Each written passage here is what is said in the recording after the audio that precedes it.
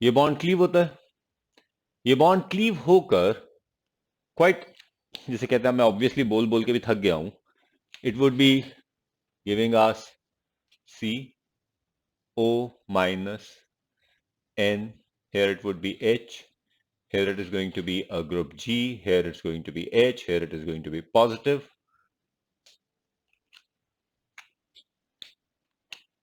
ये बॉन्ड यहां शिफ्ट करेगा, ये बॉन्ड यहां शिफ्ट करेगा, and we are going to get COH NHG. As usual, जैसे कि हमें पता है, एक कार्बन के ऊपर OH और NH दोनों स्टेबल नहीं होंगे, तो यहां से ये निकल जाएगा H2O, और ये H2O निकलेगा, and we are going to get C double bond NG. ठीक है, and we are going to get the ammonia derivative from the aldehyde or ketone. ये जितने भी अमोनिया डेरिवेटिव हैं सारे के सारे क्रिस्टलाइन सॉलिड्स हैं, सारे किसी भी एल्डिहाइड कीटोन के साथ ये क्रिस्टलाइन सॉलिड बना देते हैं, और ये क्रिस्टलाइन सॉलिड बनाने के वजह से इनका एक फिक्स मेल्टिंग और बॉइलिंग पॉइंट है. तो कई बार एल्डिहाइड कीटोन को आइडेंटिफाई करने के लिए कि ये कौन सा एल्डिहाइड और कीटोन है, दीज डेरिवेटिव आर यूज्ड. और जहां तक ये फेनाइल हाइड्राजीन का डेरिवेटिव है, this phenyl hydrazine is itself N orange coloured substance, orange coloured solution. Aldehyde and ketone के साथ रिएक्ट करके ये ऑरेंज येलो प्रेसिपिटेट बना देता है, and this becomes a confirmatory test for the aldehydes and ketone, in fact carbonyl compounds. तो ये carbonyl compounds का confirmatory test है. तो सीधा सीधा क्वेश्चन में ये नहीं लिखा था, मैकेनिज्म नहीं पूछते. The reaction gives a yellow precipitate with 2,4-DNP. This is called 2,4-DNP. बात खत्म. इससे हमें ये पता चल जाता है कि द कंपाउंड इज एल्डिहाइड और कीटोन. ये काफी इंपॉर्टेंट स्टेटमेंट होती है, याद रखना. क्लियर. अब एक सिंपल सी बात, could you just make the structure of these compounds, जल्दी से बना दो. हाँ हाँ, कुछ नहीं करना है, H2 हटा के डबल बॉन्ड लगा देना, और कुछ नहीं है. बना दो, छोटा मोटा वार्म अप हो जाएगा.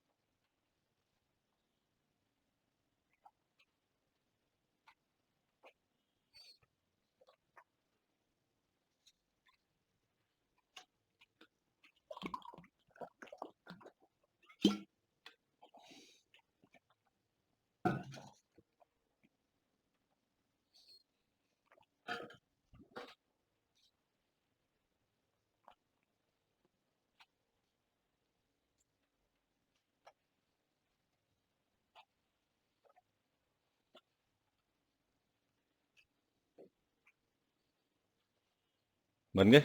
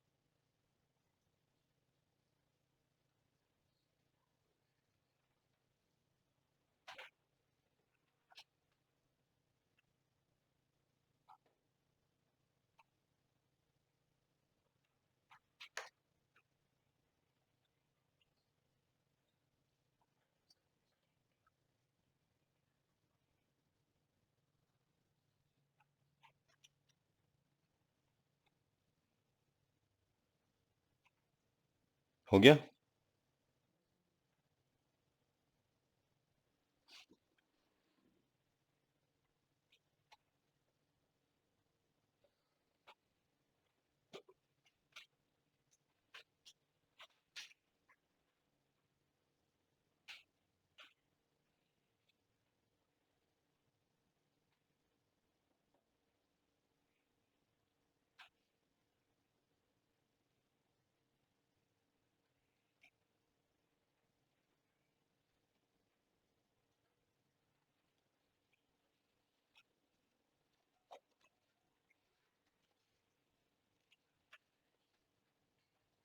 हो गया?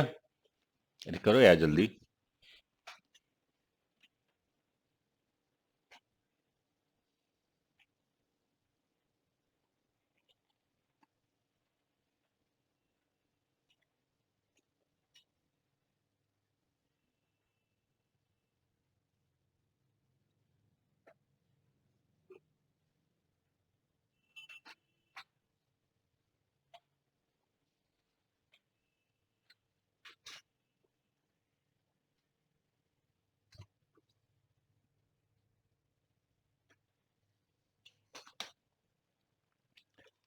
फाइन, चलो। Now once we have talked about these reactions, these aldehydes and ketones के ammonia derivatives के बारे में, now we are going to talk about some specific reactions of aldehyde and ketones. सबसे पहले हम बात करेंगे इसके ऑक्सीडेशन की और रिडक्शन की। ठीक है, एक एक लाइन के रिएक्शन से, बहुत लंबे चौड़े नहीं है। यहां तक कुछ पूछना है किसी ने?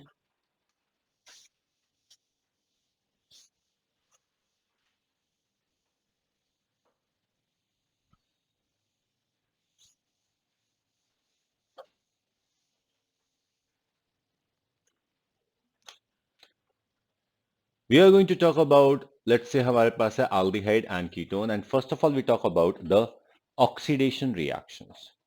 जहां तक ऑक्सीडेशन रिएक्शन का सवाल है, aldehydes can be oxidized extremely easily. हमने सारे के सारे reagents किए हैं which can oxidize the aldehydes to the carboxylic acid. That's what we have done. सारे के सारे reactions हम कर चुके हैं. Fine. अब हम बात करेंगे reduction reaction की. Aldehydes and ketones are again extremely easy to reduce. इनके साथ ऑलमोस्ट सारे रिड्यूसिंग एजेंट्स वर्क कर जाते हैं, ऑलमोस्ट क्या सारे वर्क ही कर जाते हैं। जैसे कि हमारे पास है H2Ni, वर्क कर जाएगा। हमारे पास है Na, C2H5OH, वर्क करता है। हमारे पास है NaBH4, ये NaBH4 किसी के साथ वर्क नहीं करता, बस एल्डिहाइड कीटोन के साथ ही वर्क करता है। ठीक है, अब इसके साथ एक और हमारे पास है lithium aluminium hydride, obviously work करता है। ओके, देन हमारे पास कुछ 3 स्पेसिफिक रिएजेंट्स हैं। एक रिएजेंट है हमारे पास phosphorus plus HI। I think we have already done phosphorus plus HI, या फिर HI इन एक्सेस अमाउंट किसी भी ऑक्सीजन कंटेनिंग कंपाउंड को अल्केन में कन्वर्ट कर देता है। तो ये हमारे पास है फॉस्फोरस प्लस HI। फिर हमारे पास एक और रिएजेंट हो सकता है, दैट इज ZnHgHCl।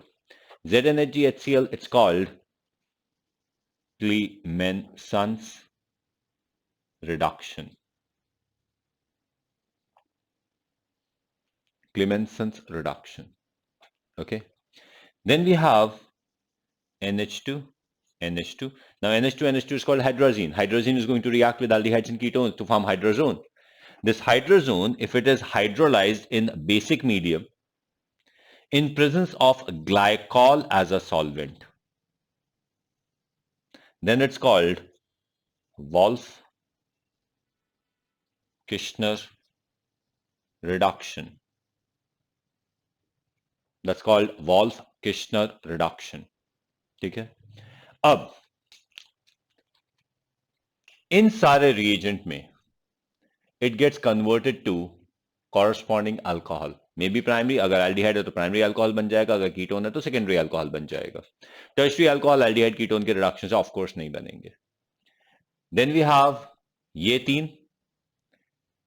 तीन इसे एल्केन में कन्वर्ट कर देते हैं, they convert it to alkene. ठीक है, ओके, ये आपको बहुत अच्छी तरह याद रखना है। अब मैं आपको एक रिएक्शन दे रहा हूं। केमिस्ट्री की प्रॉब्लम ये होती है कि जब मैं आपको एक रिएक्शन देता हूं तो वो मोस्ट ऑफन वो एक रिएक्शन एक क्वेश्चन होता है, या तो वही आएगा या नहीं आएगा। इट्स नॉट कि इसके जैसा आएगा। फिजिक्स में क्या होता है, एक फॉर्मूला आप याद कर लेते हो, उस फॉर्मूले के ऊपर 1000 क्वेश्चन बन जाते हैं। मैथमेटिक्स में शायद एक फॉर्मूला याद कर लेते हो तो 1000 क्वेश्चन उस पर भी बन जाते हैं, बट मैथमेटिक्स में मुझे नहीं लगता बहुत ज्यादा क्वेश्चन होते हैं। मैथमेटिक्स के अंदर अगर एक क्वेश्चन से अलावा किसी ने ओरिजिनल पेपर बनाने की बात की तो मैथमेटिक्स की दिक्कत यह है कि फिर वो ओरिजिनल पेपर वही व्यक्ति सॉल्व करेगा जिसने पेपर बनाया है, कोई और नहीं कर पाएगा, क्योंकि मैथमेटिक्स में कुछ क्वेश्चंस ऐसे होते हैं जिनका एक स्पेसिफिक मेथड होता है, कोई दूसरा मेथड होता ही नहीं है। क्लियर? पर जब हम केमिस्ट्री की बात करते हैं तो केमिस्ट्री की सीधी सी बात यह है कि वहां पे कोई फॉर्मूले नहीं होते। केमिस्ट्री में फॉर्मूले नहीं होते। केमिस्ट्री के अंदर क्वेश्चंस ही अपने आप में यूनिक होते हैं। That is why the syllabus of chemistry is extremely limited. नहीं, मैं कब मना कर रहा हूं, ये अच्छी बात नहीं है, बट उसमें दो दिक्कत है, एक दिक्कत भी और एक पॉजिटिव पार्ट भी है। पॉजिटिव पार्ट ये है कि केमिस्ट्री के अंदर बहुत नंबर आते हैं। नेगेटिव पार्ट ये है कि अगर केमिस्ट्री में नंबर नहीं आए ना तो बाकी किसी में भी नंबर आए तुम क्लियर नहीं कर पाओगे, क्योंकि केमिस्ट्री में बाकी सबके भी तो बहुत नंबर आ रहे हैं, तो तुम्हें भी लेने ही पड़ेंगे। ओके, अब केमिस्ट्री के अंदर दिक्कत यह है कि ज्यादा क्वेश्चन बन नहीं सकते, फॉर्मूले हैं नहीं। जब फॉर्मूले नहीं है, ज्यादा क्वेश्चन नहीं बन सकते, तो उसका सीधा सीधा मतलब यह है कि एनसीईआरटी की किसी भी लाइन से क्वेश्चन बनेगा। तो ये दिक्कत आ जाती है केमिस्ट्री की, किसी भी लाइन से क्वेश्चन बन जाएगा। तो केमिस्ट्री के अंदर आपको एनसीईआरटी पूरी क्या कर सकते हैं, करनी ही पड़ेगी। ओके, और एक बहुत सिंपल सी बात, the people who are giving up IIT mains examination, they need to understand कि आईआईटी मेंस के अंदर 16 पेपर बनने हैं, 16 पेपर्स। और 16 पेपर का मतलब यह है कि हर चैप्टर में से 16 ओरिजिनल क्वेश्चन बनने हैं। तो हर चैप्टर में कितने कंसेप्ट हैं? 16 ही कंसेप्ट होंगे। क्या करेंगे? हर कंसेप्ट चिपका डालेंगे, हर लाइन यूज कर लेंगे। और अभी रिसेंटली जो पेपर हुआ है पिछले साल, उसके क्वेश्चन तो डायरेक्ट यूज कर नहीं सकते। तो पिछली बार 16 क्वेश्चन तो वैसे उड़ा दिए उन्होंने, 16 इस बार आ जाएंगे, 32 कंसेप्ट, नए कंसेप्ट लाएंगे कहां से? तो इन पेपर्स की प्रॉब्लम ये है कि तुम कोई भी लाइन प्रिडिक्ट नहीं कर सकते। वो ये आता है, ये मोस्ट इंपॉर्टेंट है, ये मोस्ट इंपॉर्टेंट है, ये नहीं आने वाला, ये तो आ चुका है। ये दिक्कत है। ओके, देखो बेटा ऐसा है, तुम्हारा तुम्हारा तुम्हारा तुम तीनों का कोर्स तो ये नवंबर में खत्म हो जाएगा, ठीक है। My sincere suggestion, advice, warning, जो मर्जी, आना छोड़ मत देना। ऐसे हो चुका है, भाग जाएंगे। नहीं, डोंट वरी, मैं फीस ले लूंगा उससे पहले। हाँ, इससे मुझे याद आया, तुम सारे के सारे फीस लेकर आओ, अगली अगली इंस्टॉलमेंट जिनकी रह गई है, तुम्हारी रह गई है, बाकी सबकी जिनकी रह गई है। हाँ, तुम्हारी आ गई है, ठीक है। ओके, तुम्हारी अब नवंबर में, अक्टूबर में आई थी ना। हाँ, नहीं मेरे पास हिसाब है, मैंने रिकॉर्ड रखा हुआ है। क्लियर? सो तो ये बात है, तो इसलिए ये चीजें जो छोटी छोटी चीजें हैं, that we have to remember. अब मैं तुम्हें एक रिएक्शन बता रहा था, इनफैक्ट मैं तुम्हें दो रिएक्शन बताऊंगा। ओके, वो दो रिएक्शन है, दो क्वेश्चन है। अब जैसे कि एक पहला रिएक्शन हमारे पास है, एक कंपाउंड है CH double bond CH CHO। This compound is called cinnamaldehyde.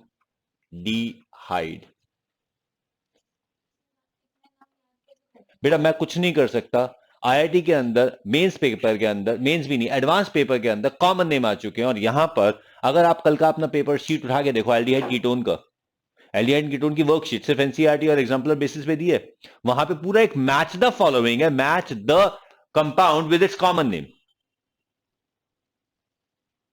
क्या कर सकता हूं बताओ? एक टाइम ऐसा था जब मैं ये बोला करता था कि रिएक्शन के नाम आईआईटी में नहीं आते, रिएक्शन के नाम आ गए आईआईटी में, मैं क्या करूं? सीधा सीधा सवाल पूछ लिया, the reaction use to prepare the fluoro alkenes. अब ऑब्वियसली वहां पे तीन कंपाउंड, तीन रिएक्शन है, Woods reaction, Coles reaction, Wolff Kishner reduction और स्वार्ट्ज रिएक्शन। तो तीन तो हमें पता है, तो चौथा पता चल गया by the method of elimination. पर नाम तो पूछ लिया ना उन्होंने। तो यही मैं आपको बार बार वार्न कर रहा हूं कि कहने को पेपर इजी भी हो गया और पेपर डिफिकल्ट भी हो गया। The people who are preparing for entrance examination, उनके लिए बोर्ड एग्जामिनेशन इजी हो गए, 20 नंबर मुफ्त के बन गए उनके लिए। ऑब्जेक्टिव है ना 20 नंबर। और जो बोर्ड की तैयारी करने के साथ साथ अगर एंट्रेंस की तैयारी नहीं कर रहे, उनके लिए वो 20 क्वेश्चन विल बिकम पेन, क्योंकि वो 20 क्वेश्चन तो किसी भी लाइन से बन जाएंगे।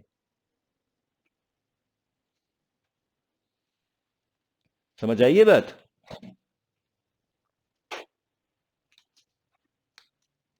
ओके, अब ये जो सिनेमाल्डिहाइड है ना, इस सिनेमाल्डिहाइड की प्रॉब्लम ये है, इसका ये खास कंपाउंड है, बहुत खास कंपाउंड है, क्योंकि ये एक ऐसा अकेला कंपाउंड है जिसके अंदर lithium aluminium hydride double bond को रिड्यूस कर देता है। Lithium aluminium hydride double bond को रिड्यूस नहीं करता, एल्कीन को रिड्यूस नहीं करता, इस कंपाउंड में रिड्यूस कर देता है, क्योंकि यहां पे चार्ज सेपरेशन हो जाता है कॉन्जुगेशन की वजह से।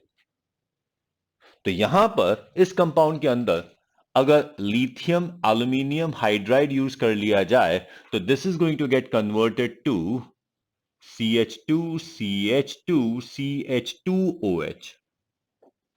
ऑन द अदर हैंड अगर इसमें सोडियम बोरोहाइड्राइड यूज किया है, NaBH4, then in that case this compound gets converted to CH double bond CH CH2OH।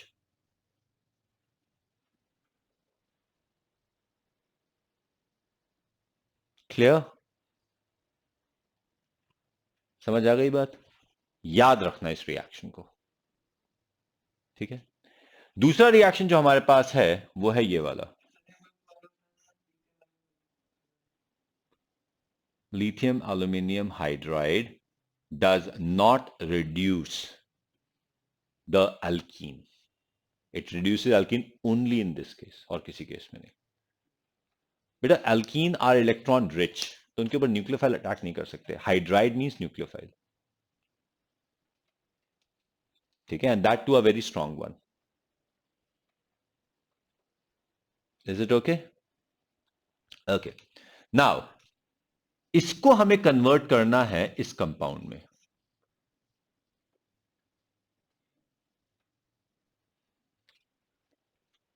Reagents आपके सामने लिखे हुए हैं, कौन सा यूज करोगे इस कन्वर्जन के लिए? एंड प्लीज अंडरस्टैंड, आंसर सिर्फ एक है। ये मत बोलना कोई सा भी यूज कर लेंगे, कोई सा भी नहीं है, सिर्फ एक ही यूज हो सकता है, कोई दूसरा यूज हो ही नहीं सकता इस रिएक्शन में।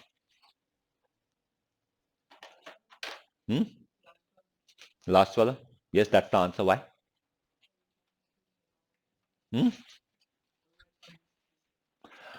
वैसे इसका रीजनिंग भी सही है, OH माइनस की वजह से। जानते हो क्यों?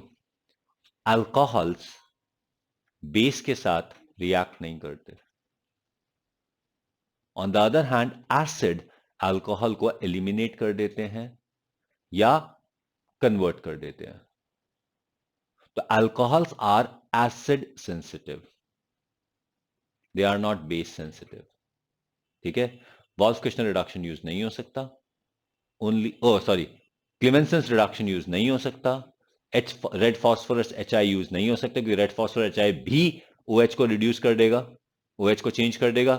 ये सारे OH को क्या, एल्डिहाइड कीटोन को अल्कोहल में ही कन्वर्ट करते हैं, हमें एल्केन में कन्वर्ट करना, तो ऑप्शन सिर्फ ये बच जाती है। Is it clear? ये बात समझ में आ गई?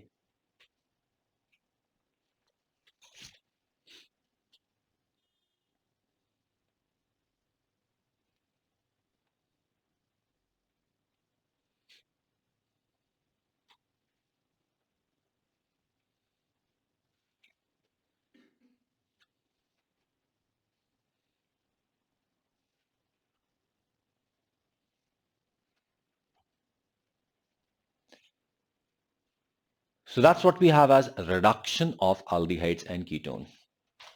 इसी चला दूं?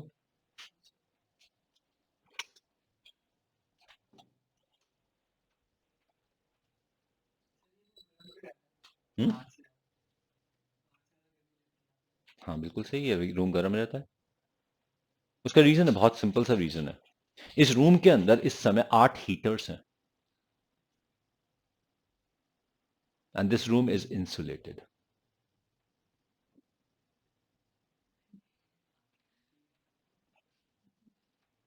ठीक है, इट्स नॉट अ प्रॉब्लम, ये फैक्ट है, इसमें कोई इफ्स एंड बट्स नहीं है। और ये रूम बहुत बुरी अच्छी तरह इंसुलेटेड है।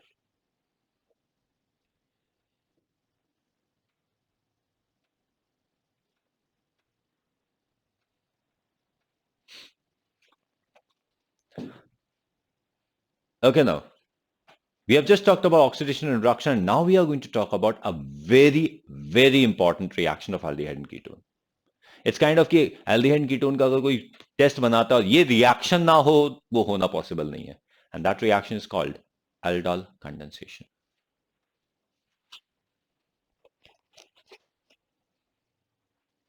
ठीक है, चलिए बात करते हैं aldol condensation की। लिखो लिखो जल्दी लिखो।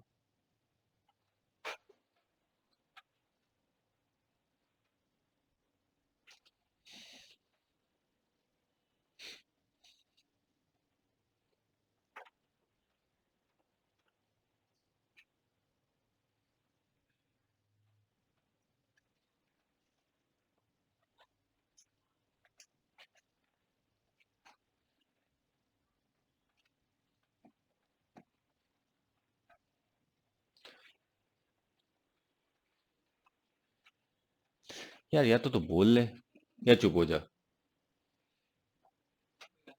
वो ज्यादा अच्छा है। ओके, जब हम एल्डोल कंडेंसेशन की बात करते हैं तो aldol condensation is a part of a category of reaction which are called carbanion reaction. तो aldol condensation is actually a part of carbanion reactions. अब कार्बोएनायन रिएक्शंस की अगर हम बात करते हैं तो व्हाट आर दोज रिएक्शंस? हमारे पास एक रिएक्शन है, लेट्स से ये एक हमारे पास एक एल्डिहाइड या कीटोन है। दिस इज एन एल्डिहाइड और अ कीटोन, मुझे नहीं पता। What I have made sure is that this aldehyde or a ketone has at least one alpha hydrogen. ये फंक्शनल ग्रुप है, इस फंक्शनल ग्रुप के साथ ये कार्बन अटैच्ड है, जो फंक्शनल ग्रुप के साथ कार्बन अटैच्ड है वो अल्फा कार्बन है, ठीक है। This is the alpha carbon. मैंने बताया तो सब कुछ है, लेकिन तुम्हें कितना याद है वो इंपॉर्टेंट है। तो this is the alpha carbon, और इस अल्फा कार्बन के साथ जो हाइड्रोजन अटैच्ड है, this is the alpha hydrogen. So this is the alpha carbon, this is the alpha hydrogen. So this is the reaction of the carbonyl compounds which contain at least one alpha hydrogen. ठीक है। Now, जब हम इस alpha hydrogen की बात करते हैं तो this compound has a capacity to show tautomerism. Tautomerism के अंदर होता क्या है, the hydrogen from one atom moves to another atom within the same molecule, and these are functional isomer which coexist in equilibrium. तो ये यहां पर shift हो सकता है। अब अगर ये यहां पर शिफ्ट होगा तो हमारे पास एक रेजोनेट वो इक्विलिब्रियम बन जाएगा, and the compound would be something like, ये किस तरीके से जाएगा,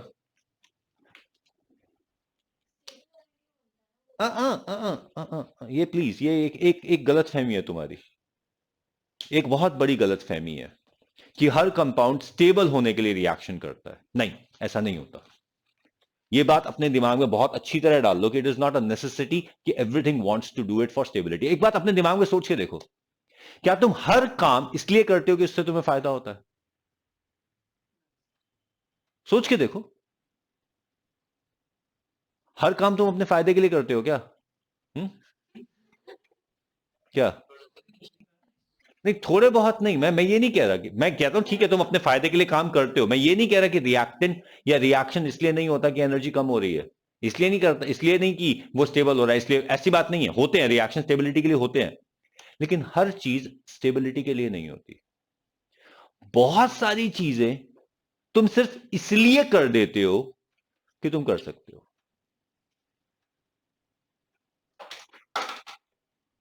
ठीक है,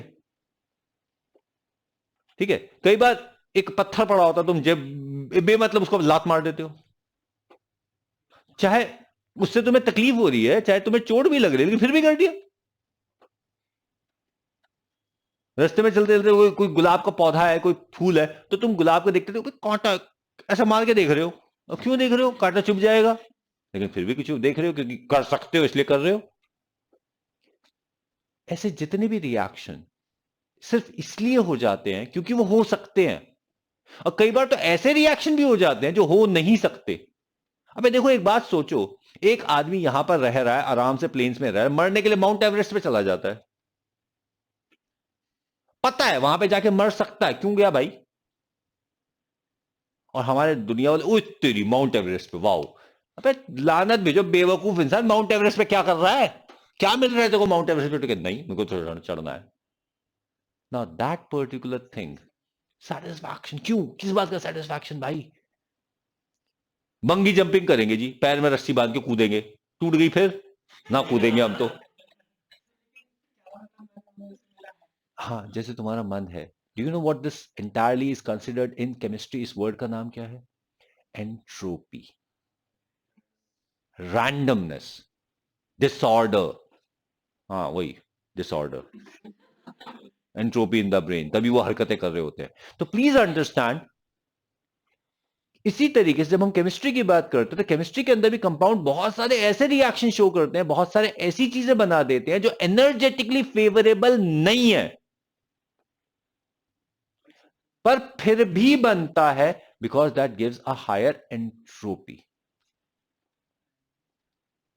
अगर मैं तभी तो जब हम इक्विलिब्रियम की बात करते हैं तो equilibrium is not about just stability, equilibrium is entropy and stability, randomness. तभी तो हमें पता है रिएक्टेंट ज्यादा स्टेबल, फिर भी प्रोडक्ट बन रहा है। Equilibrium is not all towards the reactant और प्रोडक्ट। इक्विलिब्रियम कांस्टेंट कहीं पर भी इंफिनिटी और जीरो नहीं है। Equilibrium constant is always a finite value, चाहे कितनी हो, 10⁻52 भी होगी, 10⁻52 भी होगी, 10⁻∞ नहीं होगी। ठीक है, तो यही रीजन है, most often ketone is more stable, इनॉल is less stable, पर फिर भी कीटोन और इनॉल दोनों एग्जिस्ट करते हैं। क्लियर? तो it is not just about energy, entropy. तो यहां पे अगर एंट्रोपी को भी इंक्लूड कर लो तो mixture is more stable then the pure compound. Randomness की मेहरबानी से। Is this clear? समझ में आ रहा है एंट्रोपी का मतलब? तो यहां पर अगर मैं बोलूं कि इनॉल क्यों बनता है जबकि कीटोन ज्यादा स्टेबल है, the better option is the entropy. ठीक है, किसी किसी केस में इनॉल ज्यादा स्टेबल है, जैसे कि फिनॉल। फिनॉल में इनॉल स्टेबल है, क्यों? एरोमेटिसिटी की वजह से। तो इनॉल की स्टेबिलिटी का रीजन होता है, अगर रीजन नहीं है तो कीटोन ज्यादा स्टेबल है। ओके, तो यहां पर ये बन जाएगा, इनॉल भी बनेगा थोड़ा सा, और यहां पे ये बहुत सारा पीछे की तरफ होता है, ज्यादा बहुत कम आगे की तरफ होता है। एंड दैट इनॉल वुड बी, जो मैं बता रहा था इसके एरोज बनाने के लिए, ये बॉन्ड यहां क्लीव होता है, ये बॉन्ड यहां क्लीव होता है, ये इसे एक्सेप्ट कर लेता है। तो हमें जो इनॉल मिलता है, दैट इनॉल इज COH,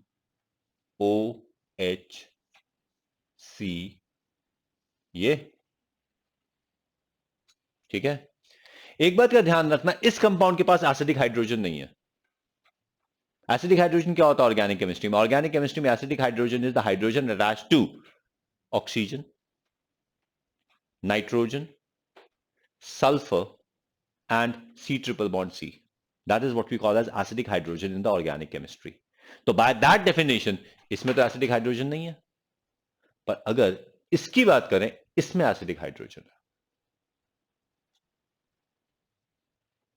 दिख रहा है इसमें एसिडिक हाइड्रोजन? ये रहा ना OH।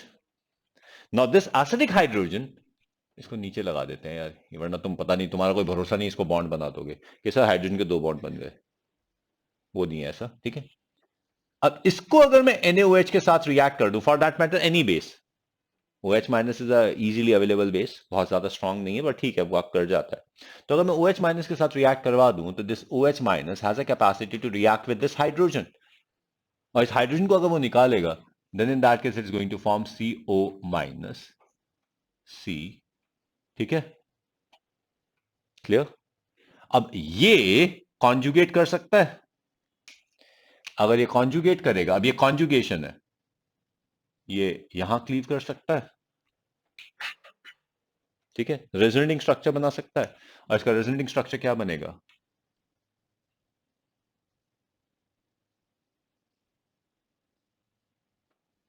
Now this is कार्बोएनायन।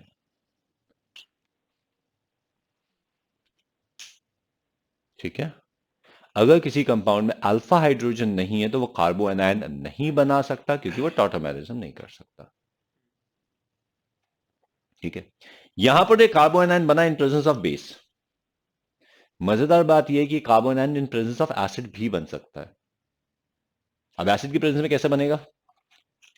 We have this aldehyde और a ketone with the alpha hydrogen. ठीक है, we have an H plus, ये H plus बट ऑब्वियसली इस ऑक्सीजन पर अटैक करेगा। जब ये बट ऑब्वियसली इस ऑक्सीजन पर अटैक करेगा तो it is going to form C double bond OH positive. ठीक है, यहां पर ये C है, ये H है। ठीक है, अब ये बॉन्ड यहां क्लीव होगा,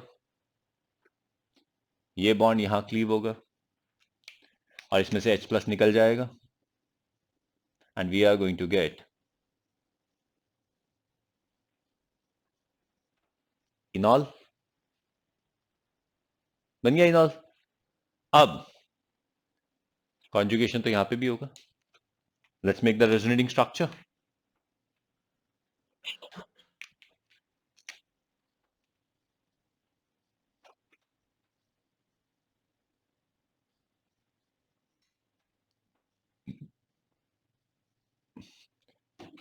बच गया कार्बोएनायन।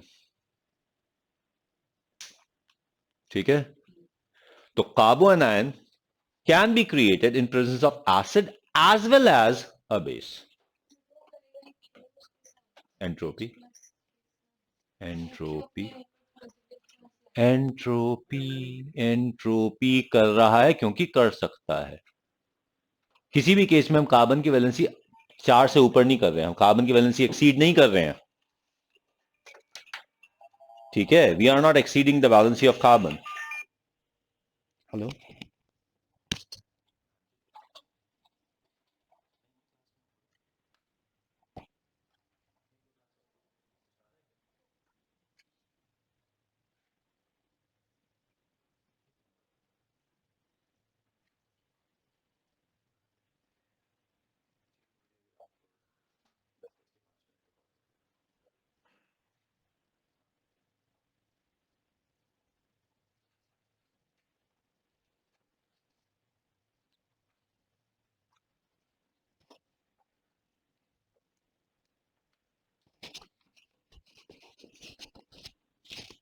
ओके,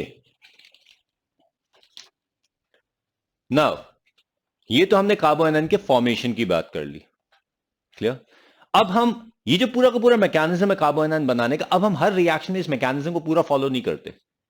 हम मैकेनिज्म में क्या करते हैं, हमने लिया ये कंपाउंड है हमारे पास विद हाइड्रोजन, ठीक है। इस कंपाउंड को हमने ट्रीट कर दिया सीधा OH माइनस के साथ, मतलब पूरी कहानी नहीं लिखते, सीधा सीधा OH माइनस लिख देते हैं। This OH minus is going to attack on this hydrogen, ये बॉन्ड क्लीव हो जाएगा, और ये बॉन्ड क्लीव होगा तो हमें मिलेगा compound C double bond O C minus carbanion, मिल गया हमें carbanion. Carbanion is a very strong base, तो ये फिर से सिस्टम में से H+ एक्सेप्ट करके वापस एल्डिहाइड कीटोन बना देगा। या फिर कार्बोनाइन इज ऑल्सो अ न्यूक्लियोफाइल, ठीक है। तो अगर इस सिस्टम में कोई ऐसा कंपाउंड है जिसके ऊपर ये न्यूक्लियोफाइल अटैक कर सके तो ये कर जाएगा। अभी जो कार्बोनाइन हमने बनाया, जब हम एक्वस मीडियम की बात करते हैं तो कार्बोनाइन कोई ज्यादा स्टेबल नहीं होता, तो ये कार्बोनाइन बनकर हमें कोई दूसरा कंपाउंड डालने का मौका नहीं देता, बनता है और जो मिल जाता है रिएक्शन मिक्सचर में उसी के साथ रिएक्ट कर जाता है। अब इस रिएक्शन मिक्सचर में क्या सबसे इजीली अवेलेबल है, अनदर मॉलिक्यूल ऑफ एल्डिहाइड और कीटोन, और एल्डिहाइड कीटोन पे एक न्यूक्लियोफाइल और इलेक्ट्रोफाइल दोनों अटैक कर सकते हैं, ठीक है। तो यहां पर we have another molecule of the aldehyde और द कीटोन, ठीक है। ये यहां अटैक करता है, ये बॉन्ड क्लीव हो जाता है, okay. Now I am going to use two other colours so that we can see it more easily. यहां पे ये आ गया, ये है। अब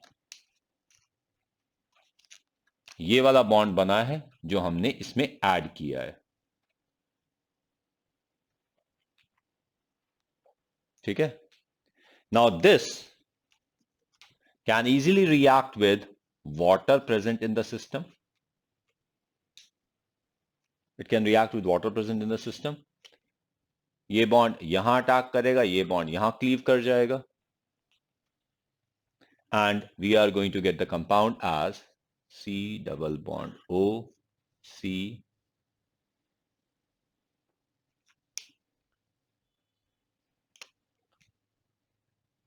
C O H।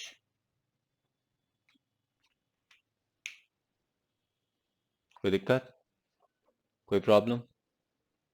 अब जब हम इस कंपाउंड की बात करते हैं तो यहां पर ये है फंक्शनल ग्रुप, ये है अल्फा पोजीशन, ये है beta position.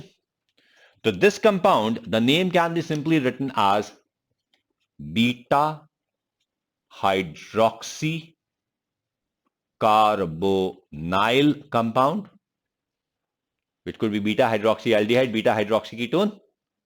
Now this beta hydroxy carbonyl compounds are called aldol.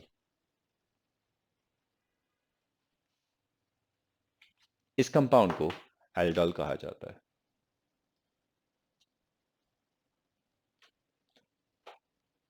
Is this clear?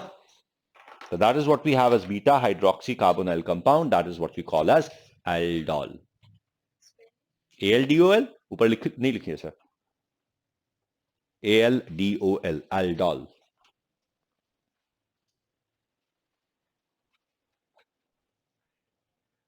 ठीक है। अब देखो हम क्या करते हैं, यहां पे जो रिएक्टेंट हमने लिया है, that reactant we take this way. यहां पे C है, ये एक H है, यहां पे एक और H है,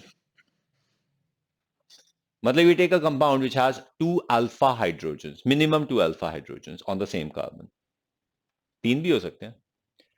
इसको भी OH माइनस के साथ रिएक्ट करवाया, ये बन गया C double bond O C minus, यहां पर H और ये H, ये कुछ भी हो सकता है, खैर okay.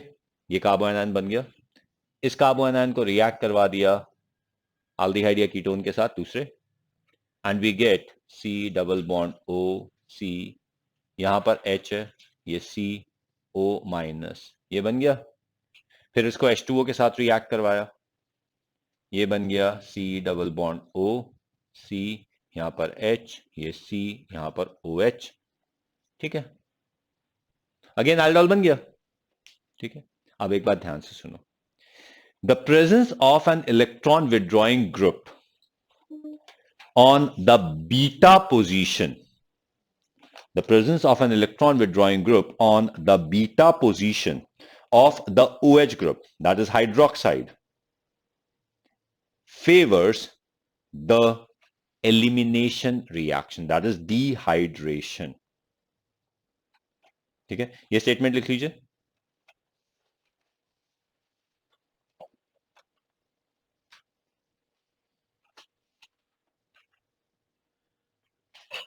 The presence of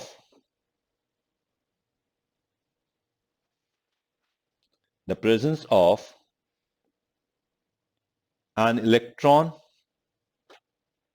withdrawing group, the presence of an electron withdrawing group on the beta position, the presence of an electron withdrawing group on the beta position of the OH group favors dehydration.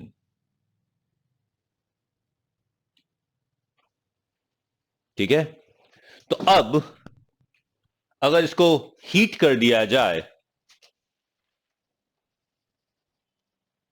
if we heat it, then बहुत शराफत से ये water निकल जाता है। ठीक है, and we get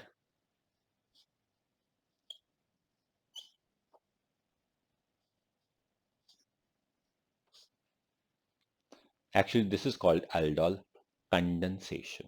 Condensation means some water molecule must be released out. NCERT ने इस रिएक्शन के लिए कंडेंसेशन की डेफिनेशन ट्विस्ट कर दी, with or without the release of water molecule.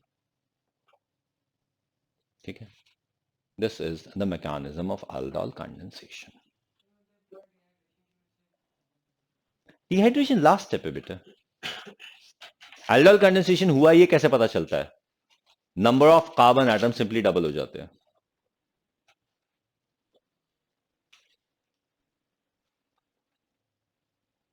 ठीक है,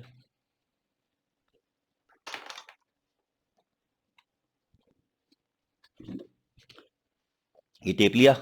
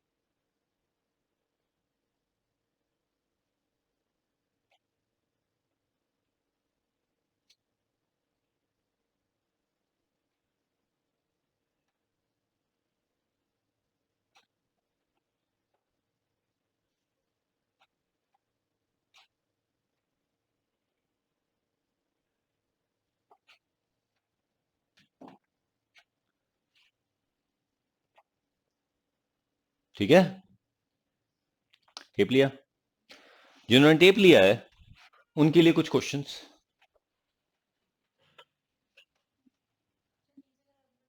हाँ नहीं कर रहा भाई।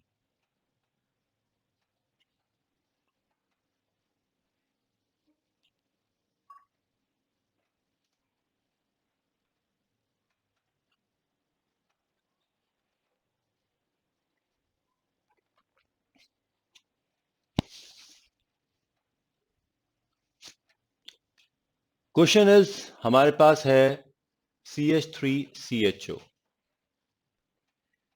इसे हमने OH माइनस के साथ रिएक्ट कर दिया। Obviously we are going to get aldol condensation. ठीक है?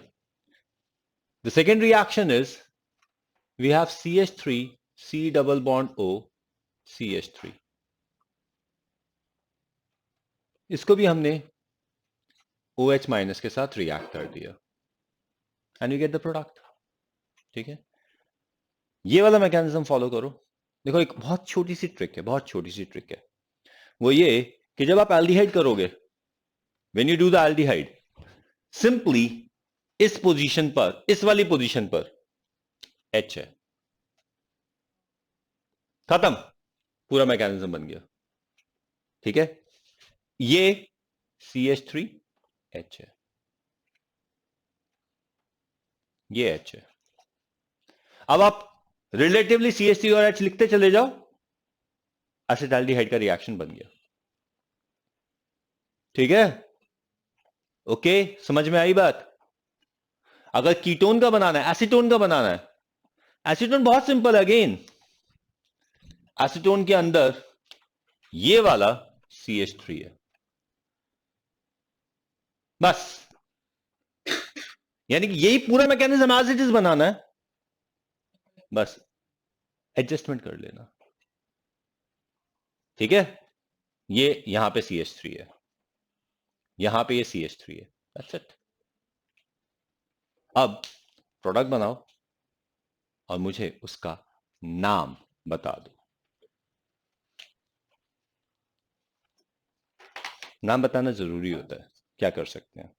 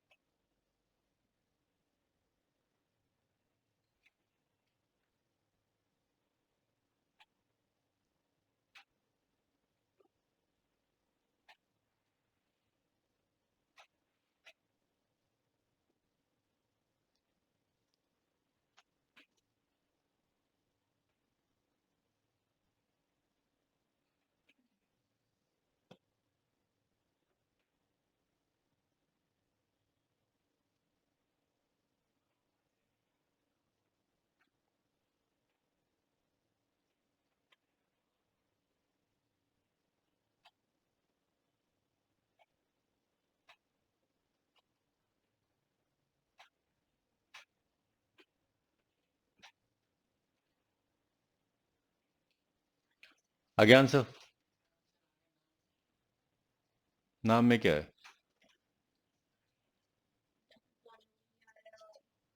हाँ तो एल्डिहाइड हो गया ना ये, पहले कंपाउंड में एल्डिहाइड है, दूसरे के अंदर it's going to be a ketone.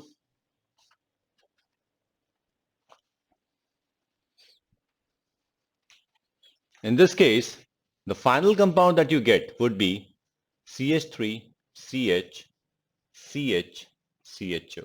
Is it that? Is that the compound? यही बनेगा ना. दूसरे के अंदर कंपाउंड बना CH3 C CH3 double bond CH C double bond O CH3.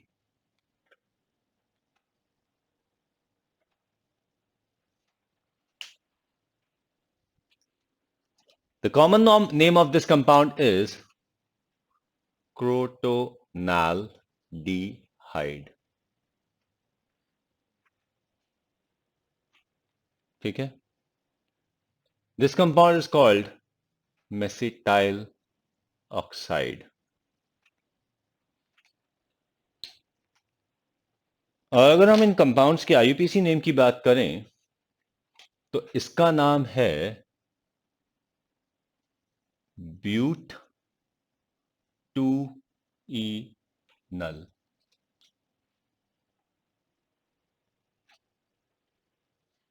ठीक है. अगर इसके नाम की बात की जाए तो it is going to be 1 2 3 4 methyl 1 2 3 4 5 pent 1 2 3 3E2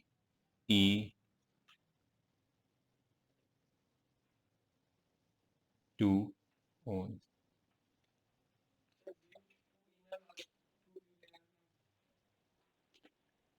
बेटा 2 ब्यूटिनल चल जाएगा, इसलिए चल जाएगा क्योंकि al has to be terminal.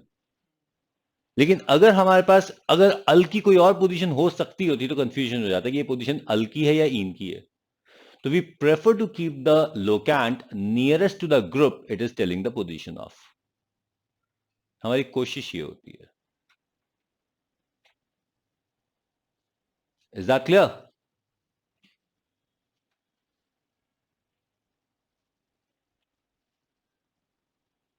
कोई confusion?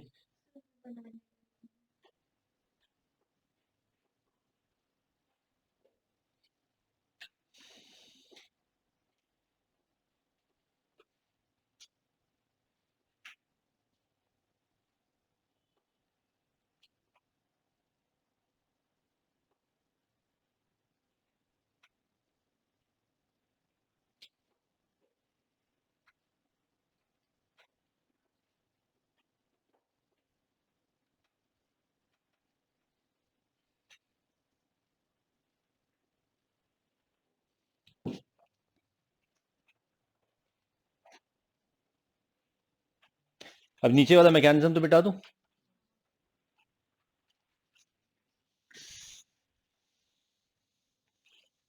Now we are going to talk about a reaction which is called crossed aldol condensation. Cross aldol condensation का मतलब ये होता है कि हमारे पास दो कंपाउंड्स हैं जिनका मिक्सचर हमने ले लिया. तो now one compound can form the कार्बोएनायन and attack on another compound. तो उसे क्रॉस एल्डोल कंडेंसेशन बोलते हैं. ठीक है. अब क्रॉस एल्डोल कंडेंसेशन का एग्जांपल हमारे पास ये तीसरा है. That is we have CH3CHO in addition with CH3C double bond O CH3 in presence of OH minus.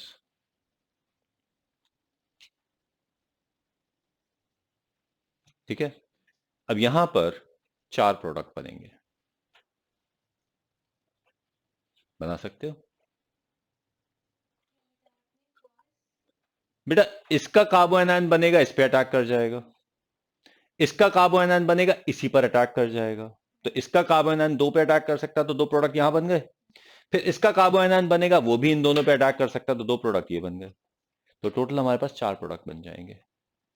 This is what we call as crossed aldol condensation. दो बनाए ना, चार बनाने हैं। दो ऑब्वियसली ये दोनों है। हाँ तो बाकी दो बना दो।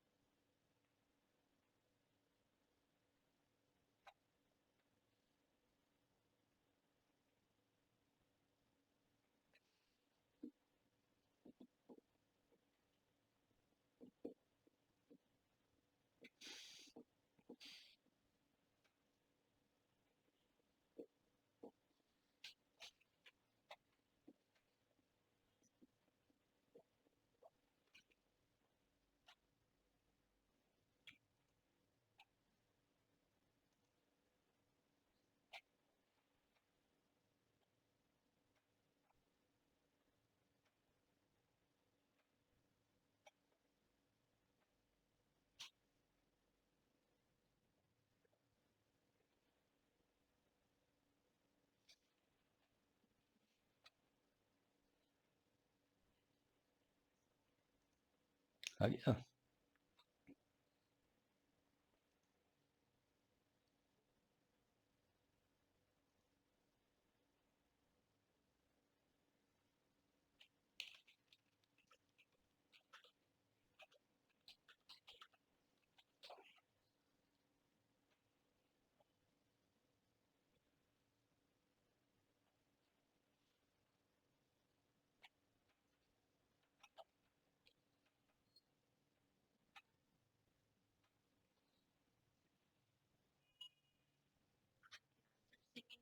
अब चलो मैं आपको इसकी ट्रिक बता देता हूँ।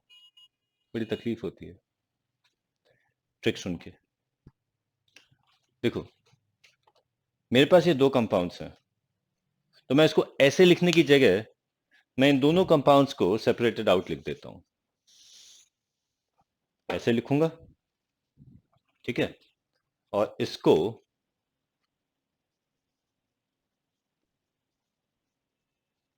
ऐसे लिख दूंगा, ठीक है। इन दोनों कंपाउंड में अल्फा हाइड्रोजन है, तो इन दोनों से एनायन बन सकता है। Let's make the anion.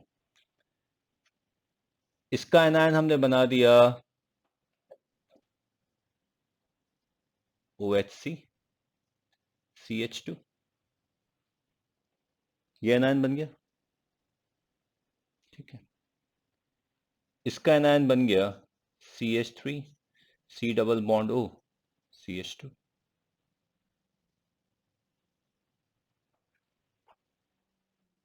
ठीक है, अब ये एनायन दोनों के साथ रिएक्ट कर सकता है। ठीक है, चलिए पहले इसका ट्रिक है बड़ा प्यारा सा। जरा से हमारे पास है CH3CHO, इसको आपने रिएक्ट करवाना है CH3CHO के साथ। ठीक है, इसके साथ रिएक्ट करवाना है, एक का एनायन बना दो। एनायन कैसे बनाना है? राइट इट एट CH2CHO, बन गया। अब ये जो यहां से हाइड्रोजन आपने निकाला है ना, उसको इसके ऑक्सीजन के साथ अटैच कर दो। यहां से जो हाइड्रोजन निकाला है वो इस ऑक्सीजन के साथ अटैच कर दो। क्या बन गया? CH3CHOH। अब मजेदार बात, इस कार्बन की वैलेंसी 3 है, इस कार्बन की भी वैलेंसी 3 है। Join it, that's the product।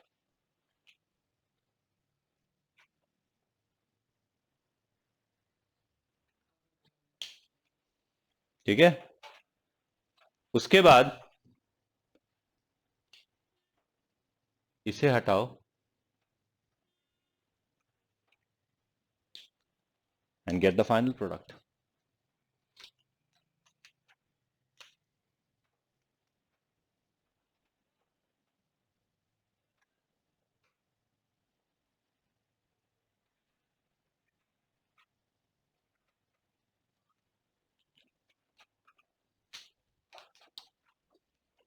इस शॉर्टकट से कोई शॉर्टर कट मत बनाना।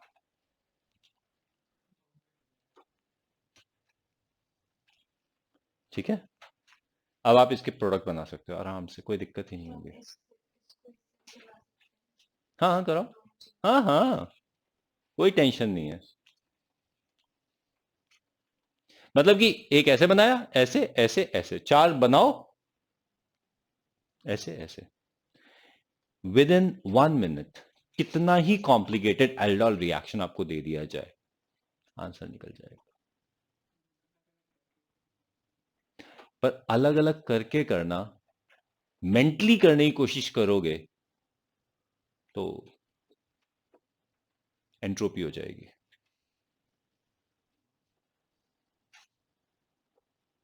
फटाफट बना दो products and give me the names of the products.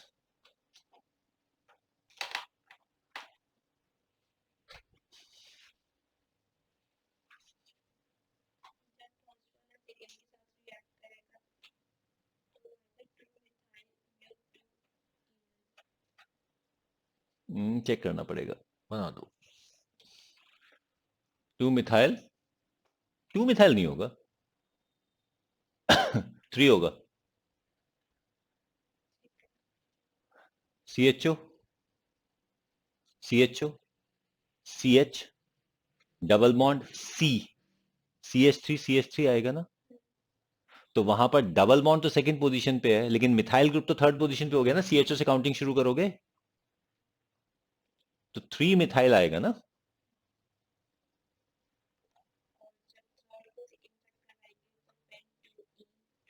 Third को सेकंड के साथ रिएक्ट करवाओगे, यानी कि आपने सेकंड का एनायन बनाया है और फर्स्ट का आपने वो उसके ऊपर अटैक करवा दिया। तो ये बनेगा 1 2 3 डबल बॉन्ड CH3। तो it is going to be 1 2 3, 1 2 3 4 5 pent 3 en 2 one. Clear?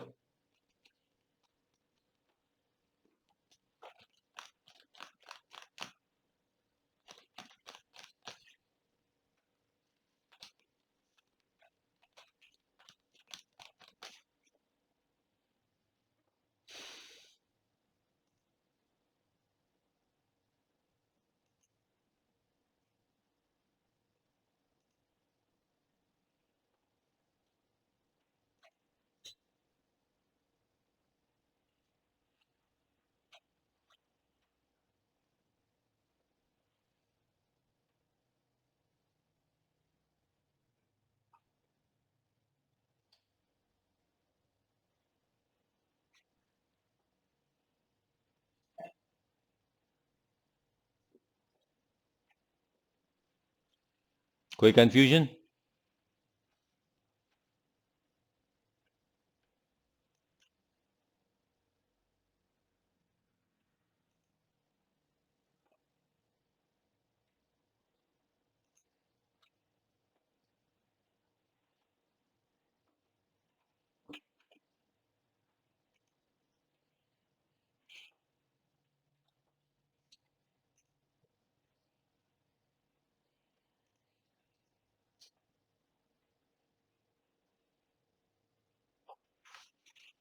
हाँ भाई, चलो अब कुछ और क्वेश्चंस करें.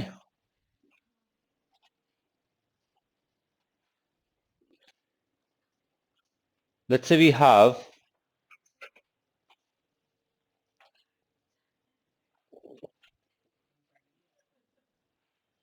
क्या हो गया? नहीं नहीं, कुछ नहीं पूछना. Now we have the reaction as CH3CHO plus HCHO plus OH minus. ठीक है? And then we have CH3CHO plus CHO OH minus. Product बना सकते हो? बनाओ. सोचना नहीं है, बनाना है.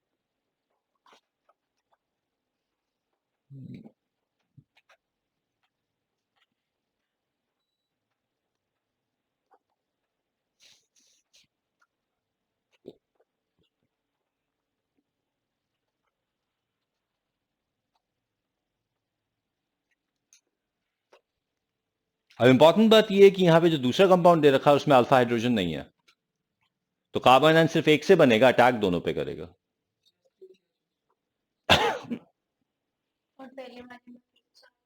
दो, इसमें दो, इसमें दो. बेटा इसके अंदर तो अल्फा हाइड्रोजन ही नहीं है. इसमें अल्फा हाइड्रोजन है तो इस पे और इस पे अटैक करेगा ना, दो ही तो बनेंगे. इसमें और इसमें दो बनेंगे. तो दो इसमें बनेंगे, दो इसमें बनेंगे, टोटल चार बने. एक मिक्सर में सब कुछ थोड़ा डाल दिया है.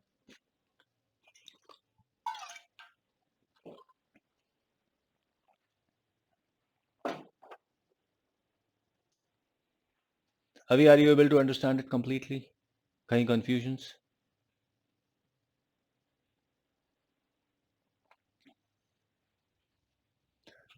In addition to the self-aldol condensation,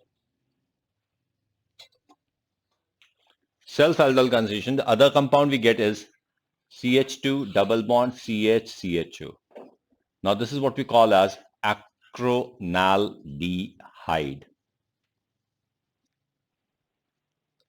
This compound is called acronaldehyde. और यहां पर we get one compound as, and this compound is called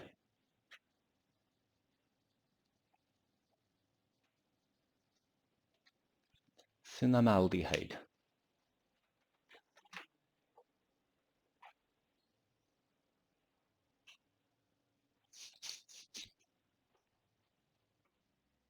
कोई confusion?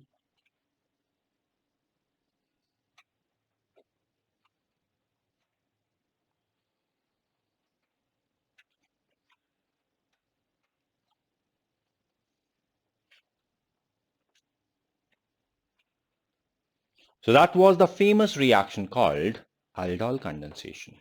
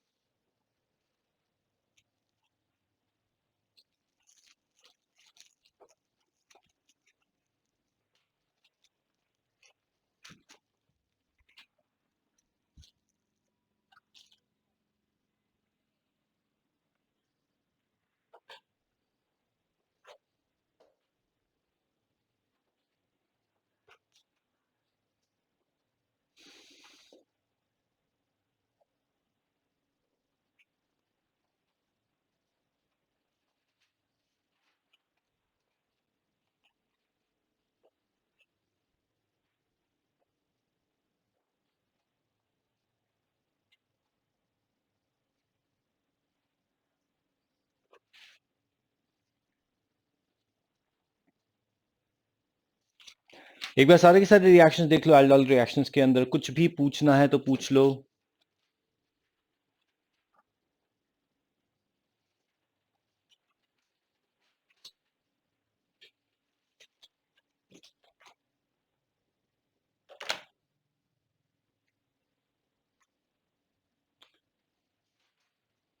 और अब एक रिएक्शन, ठीक है, मैं तुमसे पूछूंगा नहीं, I am going to solve it. ठीक है, मैं सीधा सीधा मैकेनिज्म लिखता चला जा रहा हूं। बस मुझे ये बता देना तुम्हें समझ में आ रहा है क्या कर रहा हूं, ये बता देना। ठीक है, ये क्वेश्चन कहलाता है intra molecular aldol condensation. Intra, with in the molecule. ठीक है,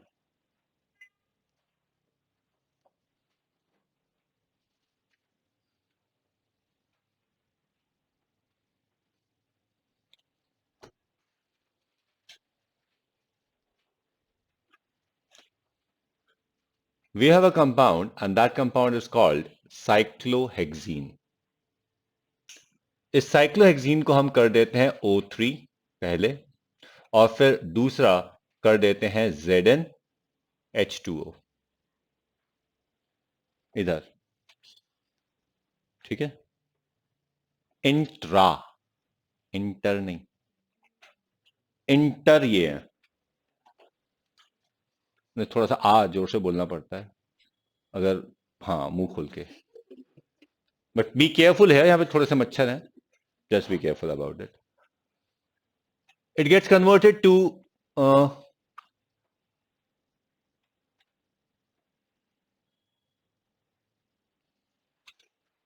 हेक्सेन डायल। क्लियर? अब हेक्सेन डायल में क्या होता है, यहां पे भी अल्फा हाइड्रोजन है, यहां पे भी अल्फा हाइड्रोजन है।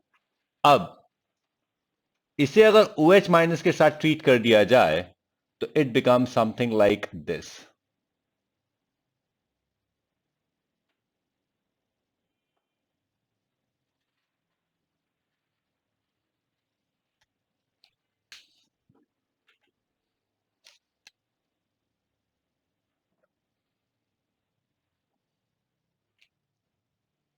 समझ आया?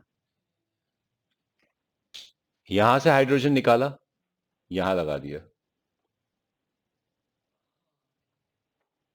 ठीक है, यहां से हाइड्रोजन निकाला, यहां लगा दिया। इसकी वैलेंसी 3 हो गई, इसकी वैलेंसी 3 हो गई, दोनों को ज्वाइन कर दिया।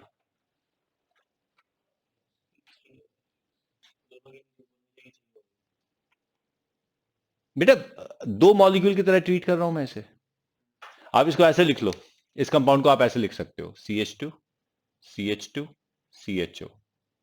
This is CH2 CH2 CHO। ठीक है, इसको आपने OH माइनस लगाया, यहां से एनायन बना दिया। So you get CH2 CH CHO।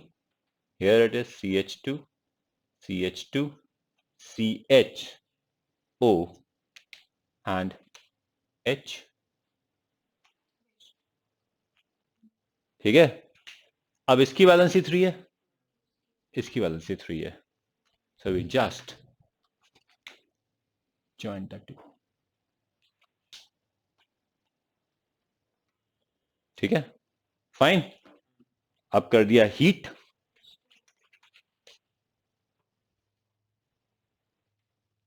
ये जाएगा, यहां से जाएगा, and what do we get? We get a very nice compound. This is CHO and here is the double bond। ठीक है, यहां पर it would be CH2 C CH2 CH2 CH। यहां हमारे पास ये है CHO और ये है double bond. Clear? This is the example of intramolecular aldol condensation।